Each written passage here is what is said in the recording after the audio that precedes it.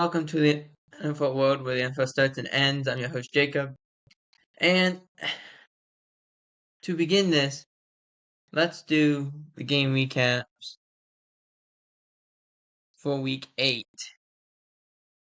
And the best way I can describe what we saw was a lot of poor football, is the best way I can describe it. I'll give you a good example. We saw the Ravens versus the Browns. Jameis Winston was the quarterback. He throws for over 300 yards, has a couple touchdowns. The Browns end up winning the game 29-24, snapping their 6-game losing streak. This Browns team, the thing about Jameis Winston is this. He will look great, play very well, throw a lot of touchdowns, throw a lot of yards, completion to turnovers will be all over the place. Because as much as he throws the football, he's almost as likely to throw an interception as he is likely to throw a touchdown. So he could go games where he could throw 4 touchdowns and 2 picks, but the 2 picks he's throwing them directly to the guy. I'll give you a great example. Final drive for the Browns. The Ravens are winning this game. 24, I think it's 24-22. And in that game, Jameis drops back, throws it to a crossing wide receiver, but he overthrows the receiver and hits Kyle Hamilton in the hands. And at first it looks like an interception. But then you start seeing like Kyle Hamilton having a hard time to grab the ball, and he drops it. That would have ended the game. The Browns have no timeouts. That ends the game, essentially. Instead, the next play, Jameis Winston throws a touchdown to Cedric Tillman. And that's how they win the game.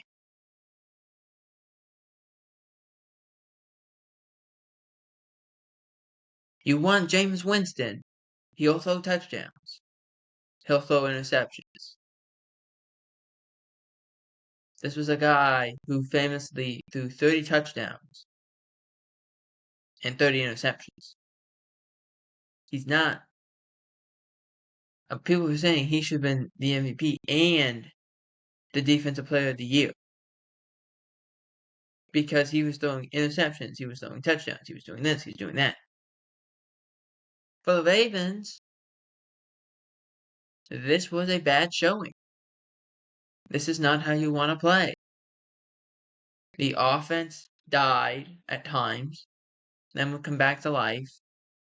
But to be in that position where the Browns were that close in the game should never have happened. And it did happen. Can't happen under a John Harbaugh-led team. That cannot happen, period. You also can't allow Jameis Winston to have 300-plus yards in his first game starting this year. That can't happen either. So, there's a lot of things that have to be corrected in Baltimore. But there's probably more things that have to be corrected in New York, with the New York Jets facing the New England Patriots. Remember how I said on Friday that Jets didn't just have to win, they had to have a similar showing to what happened earlier in the season when they beat the Patriots like 28-3 on Thursday night. Remember when I said that? Well, they didn't reward me. They didn't win the game. And they didn't win by as much as they should have. They ended up losing this game 25-22. They don't run the ball. When they do, they have success. They want to throw the football. I understand Allen Lazard was not playing. I get it. You have Devontae Adams, you have Garrett Wilson. You see, anytime you lose a receiver, that's tough. That's very tough. I understand. You could not score more than 22 points against this New England team. You couldn't. Drake May didn't even play a whole lot in this game. He gets hurt. And Jacoby Brissett isn't. You could not beat him. This is synonymous with this Jets team. They are not good enough. They have all this talent, but they are not good enough. They don't play together. They wasted 3 timeouts in the first 13 minutes of the game. And they were probably like, what is Aaron doing? He should snap the ball soon. When you have a great quarterback, you kind of let them do it, whatever they got to do. But he called 3 timeouts in the first 13 minutes of the game. It was like, I think it was 13 minutes and 44 seconds, something like that. And that was crazy. He had no timeouts for the equivalent of 17 minutes. Can't happen. When they run the football, they look good. When passing happens, they don't look like they're on the same page. And that's not just Garrett Wilson. That's Devontae Adams too. That's everyone. They don't look like they're on the same page. They don't even look like they're running the same offense. And for the Patriots, I mean, props to you. You snapped a 6-game losing streak. But this is more, it talks about the Jets than it talks about the Patriots, in my opinion. Next up, the Lions just rolled the Titans 52-14. Mason Rudolph got the start. That was known pretty, I want to say 30, 45, maybe 60 minutes before halftime. 60 minutes before the game started, excuse me. Levis out. Here comes Mason Rudolph. And the Lions did everything they want. Jared Goff threw for under 90 yards. You had a kick return touchdown. Punt return touchdown, I'm sorry. Khalif Raymond had his best game as a pro in terms of special teams. He had 190 yards on special teams. How does that happen? How does it happen? And before, Kurt Menefee was talking about this on Fox. He said the Titans have the best defense in the NFL. They're number 1 on defense. Didn't show it. 52 points, they didn't show it. Oh yeah, it's easy when you face teams that don't have firepower. It's a very easy thing. When they do, yikes. Watch out. Here we go. It's going to be bombs away. And it was. It was. It was like, it kept saying, like, Gibbs, 70-yard touchdown. Raymond, 90-yard punt return touchdown. I was like, what is going on? And then you look at the final score, it's 52-14. Maybe it was 52-7 at one. I don't remember exactly. It was just, what is going on in Detroit right now? It's insane. It was unbelievable to watch that. Next up, Chiefs vs. Raiders. Chiefs winning this game 27-20. And this is the fault of writers. Okay, this is a fault of writers. So I get notifications either on my phone or on my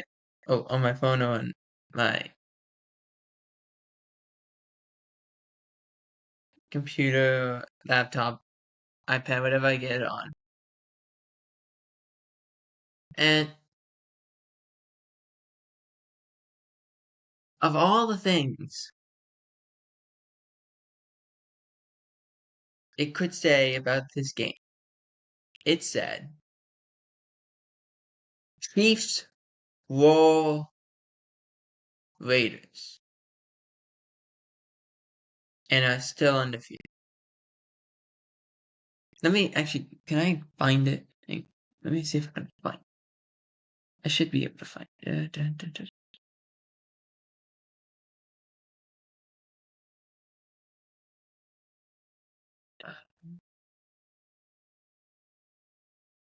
Okay, so here's what, it doesn't say roll, it says chug along, is what the idea says.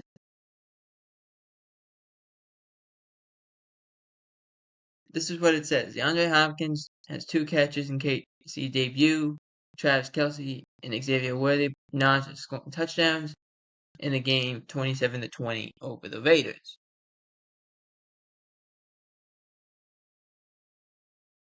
That's what it says. Mahomes throws, and in this game, legit, if this Raiders team has an offense on the 5-yard line, or not even, I think it was inside the 5, if they have an offense, they score more than 0 points in that situation. They do. They win that game. So my point is, this Chiefs team, there's issues on offense. That was Mahomes' first game in October scoring a touchdown. That's insane to think about. He didn't throw a touchdown in October until October 27th. That's insane to think about.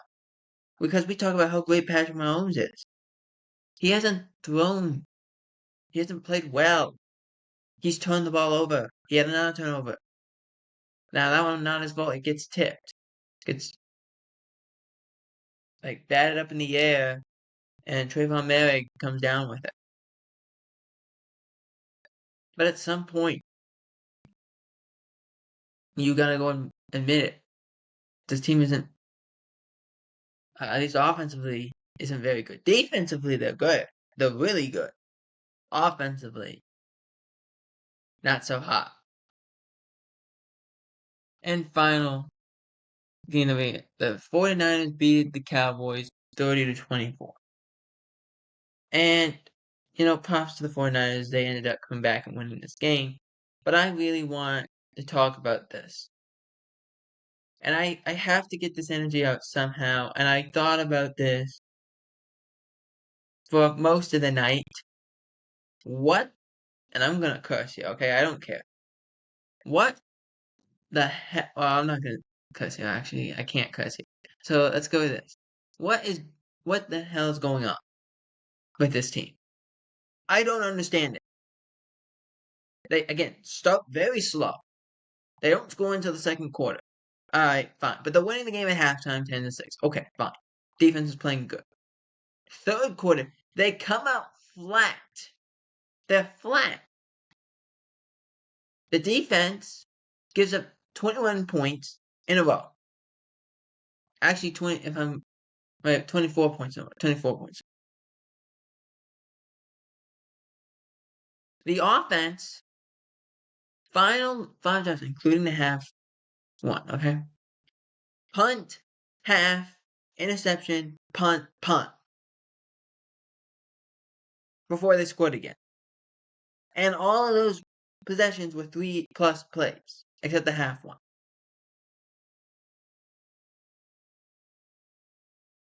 Your quarterback's not playing great. He isn't. He's turning the ball over too much. The offensive line is a mess. They keep trying to have Terrence Steele go against the best pass rusher, not Chip. That's 3 consecutive weeks that they've done that. They did it against TJ Watt. They did it against Aiden Hutchinson. Now they did it against Nick Bosa. 3 times. 3 times. It's frustrating. The offense scheming is not good. They run the dang rollout play again and throw a pick on it again because there's nowhere to go. Why are they doing it? Especially in that situation. Why are they doing it? There's nowhere to go. You're rolling out, so you're cutting off half the field. You're rolling to your left. You're cutting off half the field. So that means you only have 2 guys to throw the ball to, unless you're trying to throw the ball backside. He throws a pick on it. They can't run the football. Rico Dowdle either was sick or pretended to be sick. So Ezekiel Elliott, Dalvin Cook were your running game. They haven't played well. They haven't done things well. Now I want to say this quickly. This is where I disagree with what Chris Collinsworth said, because he said a lot of good things last night. I thought he did. He said, well, Dak is not running the football. And before the injury, he would. Did you see what he's doing last year? He's terrified to run the football right now. He's terrified. And the reason he's terrified is this. They couldn't move the ball. The things that you saw in the first part of the game, they did well. They ran the ball well. They had a couple big runs. Got them first downs. A couple big plays. Ball got out hot. It was all good. But this team is built to front run. That's what they're built to do. They want to run their offense. The thing is, this team is so bad at adjusting.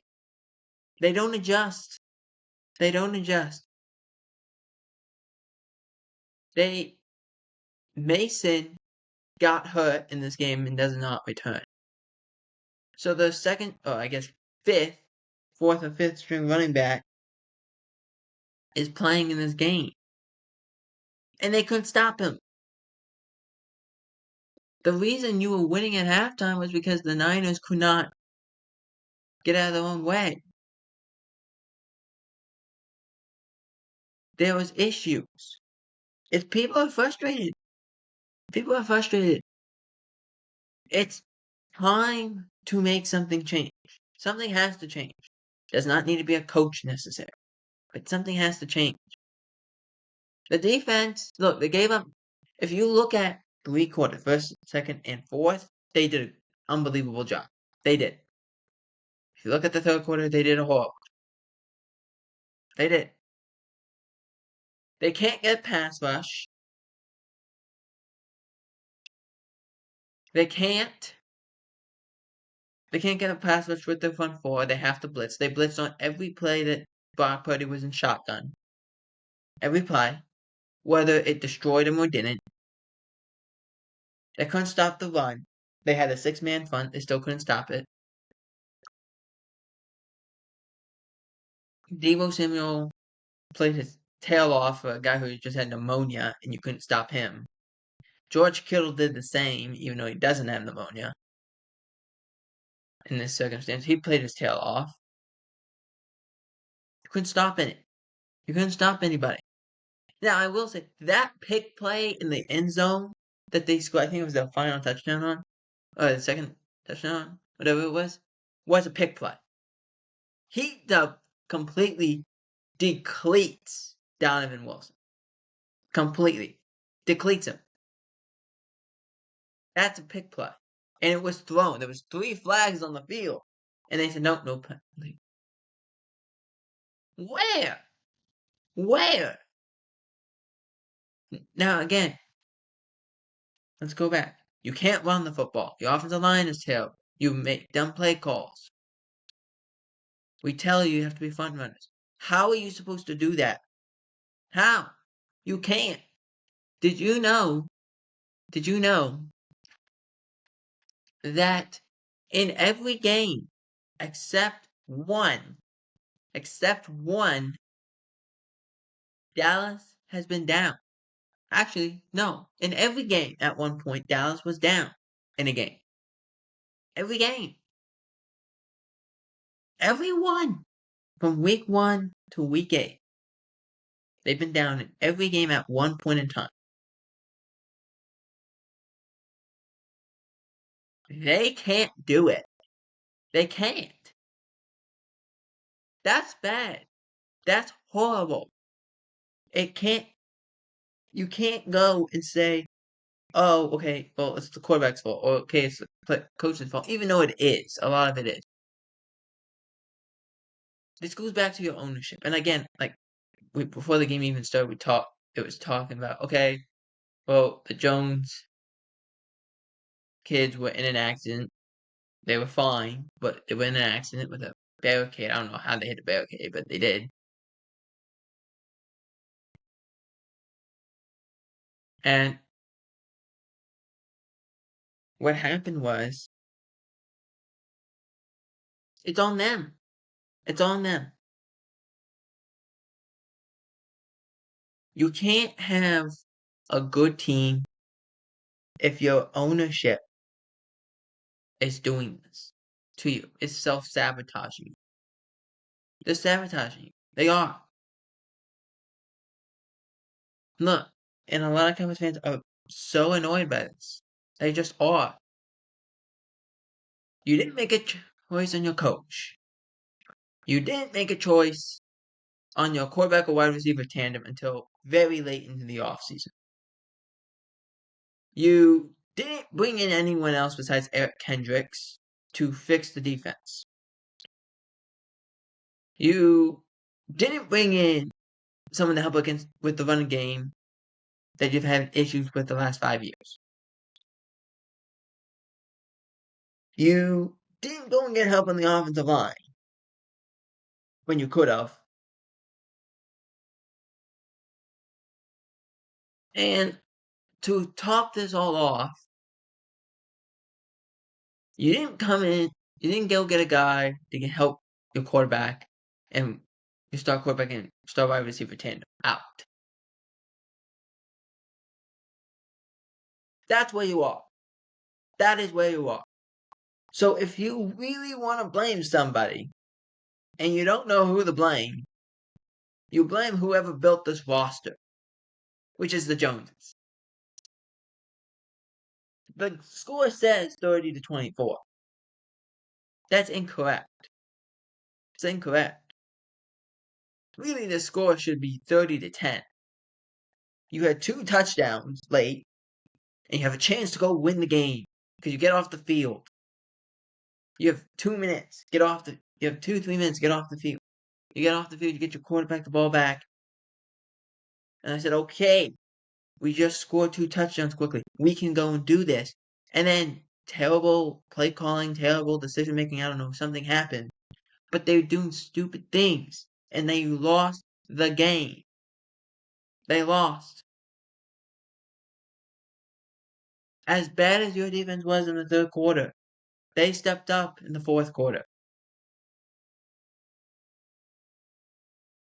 You can't make this stuff up. You did a go route with Cavante Turpin, a 5'7", 5'9", if he's on milk crates, against double coverage. It was a great throw. He doesn't catch it, but it's a great throw. You can't make this up. You can't. I don't know what else to tell you. It's frustrating. All the players are frustrated. Which is leading to other things that are going on that are going to be talked about in the media today and tomorrow and all week. This is bad. And it goes squarely first person, first thing on the Joneses. That's who it goes on. It trickles down to McCarthy, the players. Absolutely. Absolutely it does. But it starts with the ownership. They put you in this situation. And I do. We've said this before. I feel bad for McCarthy. I do. As bad as his play calling has been, as bad as his time management has been, I feel bad for McCarthy. I do. And the reason I do feel bad for him, not given a contract extension, not given anyone to help him on offense, besides his quarterback and star receiver, not given a good running back. The offensive line is terrible. They're not helping on that front. And on top of all this, the defense doesn't play well. What do you want McCarthy to do? Like, obviously not what he's been doing, but what do you want him to do? Now, I said earlier, a subtle change is necessary. What is that subtle change? Well, it could be giving the play calling duties to somebody else. It could be. It could be something as simple as making a change, firing a coach in some way. Haven't done it. And the Joneses won't do it. They won't, because they don't want to pay people who aren't working for them. It's frustrating, and it's on and on and on. It is like a really bad breakup, and then the girl starts talking to you again, and there's a possibility you guys get back together, and then all of a sudden she goes and starts dating your best friend. Your heart just gets ripped out over and over and over again. That's this team. They rip your heart out, they put it back, it starts beating again, and then they rip it out again. It's what they do. I still think they can win 11 games, but you have to be way better than this. Way better. Your defense gave you 3/4 of great football. 1/4 of horrible football. Your job is to go and play. Simple as that. Simple as that. Now, let's get into the news here. So, I'm reading this off my phone here, so we're going to talk about, let's do this.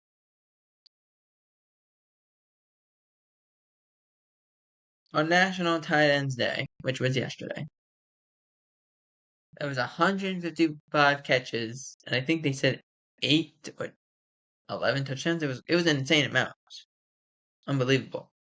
Which is the most by any position on any particular day. That's insane. The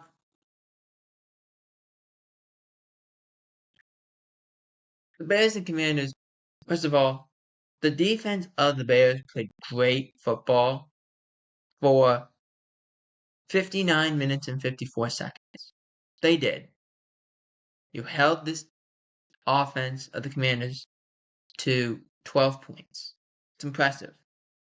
Your offense didn't do good, but then they punch it in and have a chance. They have the game late. The Commanders are throwing the helmet. They can't get pressure on Daniels. He heaves it deep. There's a mosh pit of people. The ball, instead of getting knocked down, gets tipped up in the air and caught by Noah Brown, the former Cowboy, now Washington Commander. And, hold on a second. Now Washington Commander. And that's the game. They win the game 18-12. Right? Excuse me, 18 to, I think it was 18-16 or 18-14. No, okay. Can't do that. And you can say, well, I was on the defense. Absolutely, it was on the defense. What do you want the team to do? You were inclined to winning that game. You had 6 seconds and you couldn't do it. It's the most Chicago Bears thing ever. That's what I said. It's the most Chicago Bears thing ever.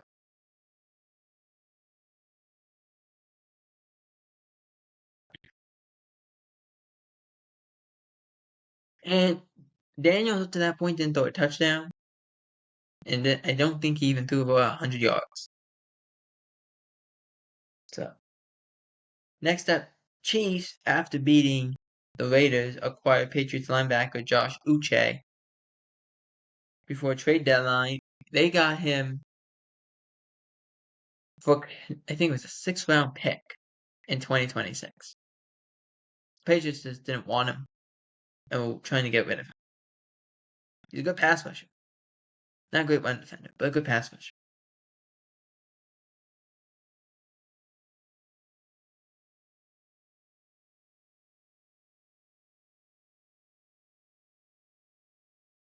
Next up, Christian Kirk breaks his collarbone. He's out for the season. I really thought he would be a great trade candidate. He's now out for the year. That's a big loss for Jacksonville, who actually played pretty well against Green Bay. So, Jordan Love also got hurt. He suffered a groin issue. The term was used as highly concerned by the Packers. So, see what happens. If he cannot go, it's Malik Willis. So.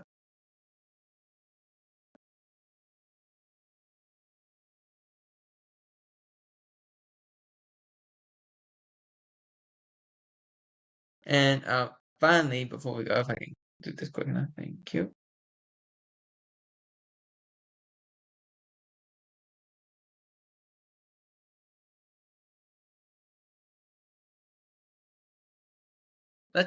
Let's talk about the Jets to finish up. So pinpointing the problems of the Jets is like trying to find a very big needle in a very, very big haystack. Because it's not just one needle. It's needles. It's more needles than haystack. Because they are not a good team trying to pass the football. They don't play good defense. They struggled against the pass. They struggled against the run.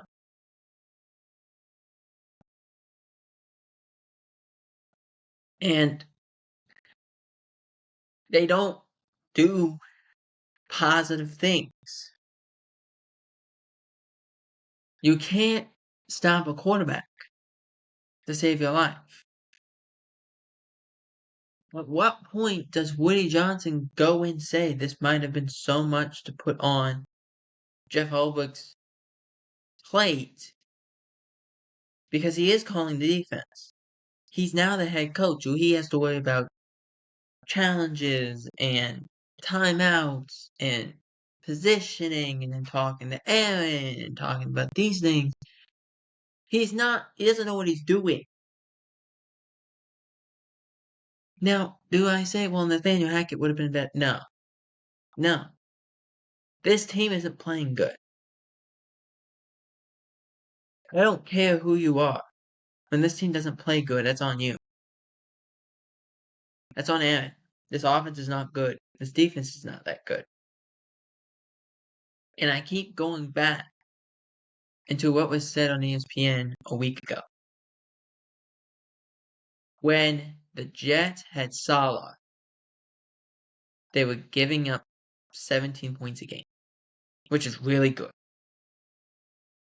Without him, they've given up 30 points a game. This game, they gave up 25 to a New England team. And I don't even think scored 25 all year.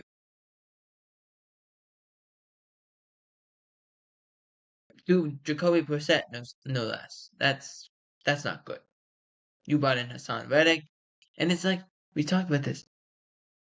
The Jets are throwing names at everything. Every problem, there's another name to it.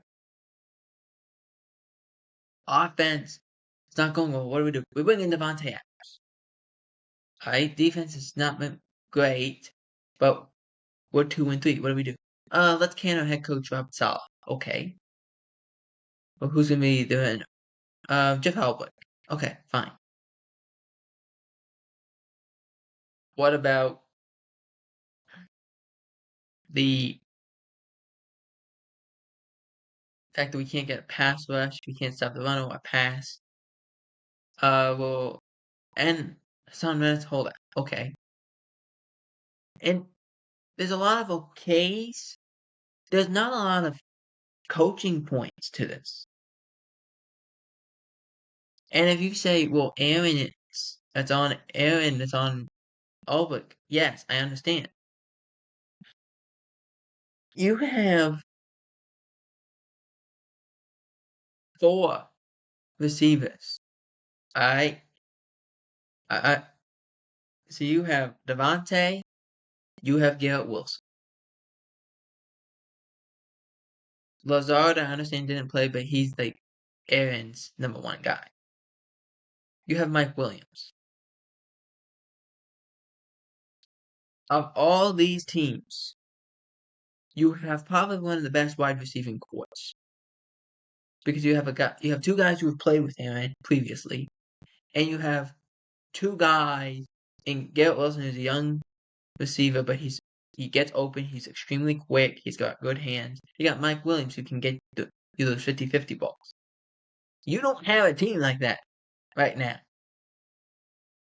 And you don't have players like that on many teams that you're saying, well, okay, 4 of our 5 receivers are really good. Like, what? You don't have that. And since that time, no one has shown up. Nobody. Devontae and Aaron aren't on the same page. Garrett Wilson and Aaron aren't on the same page. Lazard was out, but he's the only guy who's been on the same page with Aaron. Mike Williams is not on the same page as Aaron Rodgers. There's only so many people you can blame. Only so many. Can't blame them anymore. If I remember correctly, I think that's also the Jets losing 5 in a row. That ain't good. That ain't good. And of all the games they have lost, they still got Buffalo. Still got a game in Buffalo. Still got Miami twice. They just finished off New England. I'm deeply concerned about this Jets team.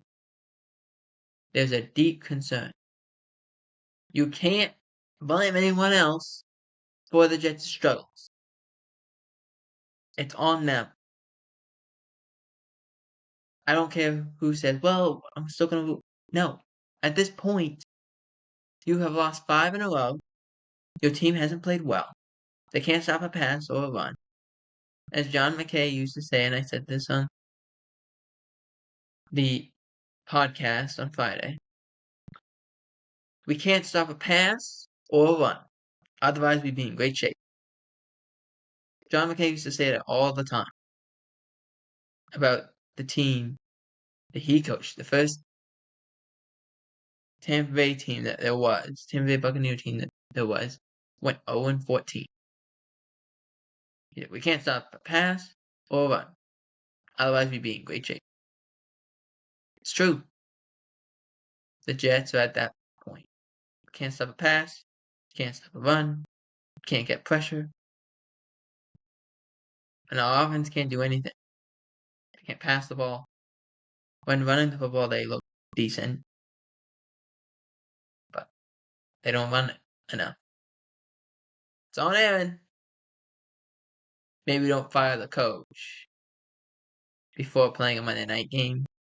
That could put you ahead in the division. For NFL World, I'm Jacob Beaver.